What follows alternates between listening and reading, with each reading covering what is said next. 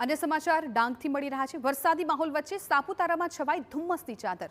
સ્વાગત સર્કલથી મલેગાંવ ઘાટ સુધી મુખ્ય માર્ગ પર ધુમ્મસ। ગાઢ ધુમ્મસને કારણે વાહન ચાલકોને ભારે મુશ્કેલી પડી છે। વાતાવરણ આહલાદક બનતા પ્રવાસીઓમાં ખુશીનો માહોલ છવાઈ ગયો છે।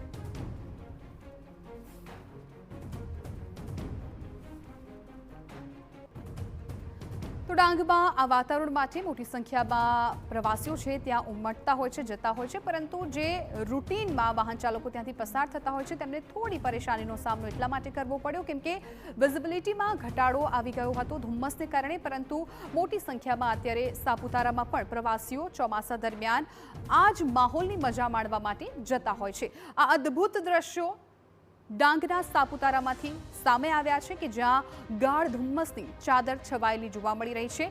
मुख्य मार्ग पर ज आ चादर छवाता वाहन चालको मजा पण माणी रह्या छे आ माहोलनी।